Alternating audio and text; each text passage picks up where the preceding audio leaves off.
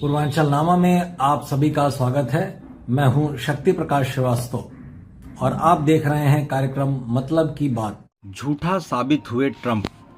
Iran और Israel का युद्ध भले ही समाप्त हो गया हो, लेकिन इस युद्ध के दौरान कुछ ऐसा हुआ कि अमेरिकी राष्ट्रपति डोनाल्ड ट्रंप द्वारा दिया गया बयान अब युद्ध बंदी के इतने दिनों बाद झूठा साबित हो रहा है।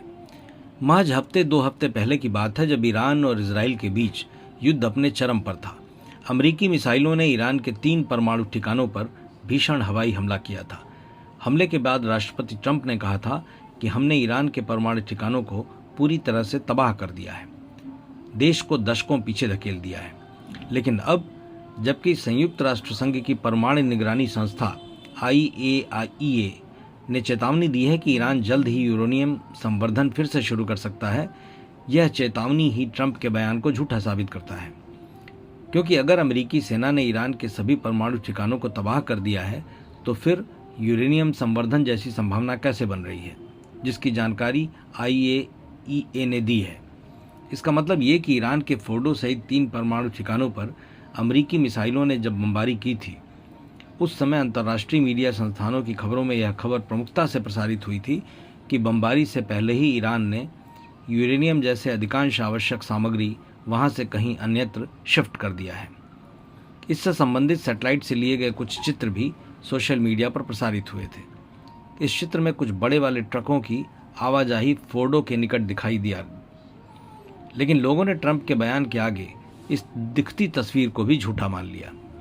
अब जबकि दुनिया की सबसे बड़ी संयुक्त राष्ट्र संघ की परमाणु निगरानी संस्था IAEA ने यह चेतावनी दी है, तब लोगों को यह लगा है कि वाकई ईरान ने हमले से पहले ही वहां से आवश्यक सामग्रियां हटा ली थी। इससे सबसे बड़ा नुकसान अमेरिकी राष्ट्रपति ट्रंप के गुडविल को हुआ है, क्योंकि पूर्व में उनके द्वारा दिया गया बयान झूठा साबित हुआ। IAEA प्रमुख राफेल ग्रोसी के मुताबिक ईरान कुछ ही महीनों में यूरेनियम संवर्धन शुरू कर सकता है, मतलब वो परमाणु बम बनाने के बेहद नज़दीक है। इसी वजह से जैसे ही ईरान का इजराइल से चल रहा युद्ध बंदी की घोषणा हुई, ईरान ने अपनी संसद में पास कराकर IAEA से अपना संपर्क तोड़ दिया था।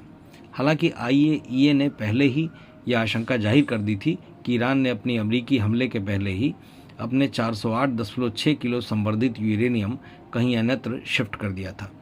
यह यूरेनियम 60% तक संशोधित था, यानी कि यह बम बनाने के स्तर से बहुत नज़दीक है। इस संवर्धित यूरेनियम से 9 से अधिक परमाणु बम बनाए जा सकते हैं। ईरान के विदेश मंत्री अब्बास अराघची ने स्पष्ट शब्दों में कहा है कि अगर अमेरिका वास्तव में परमाणु समझौता करना चाहता है तो उन्हें उनके सर्वोच्च नेता के बारे में असम्मानजनक भाषा का प्रयोग बंद करना होगा।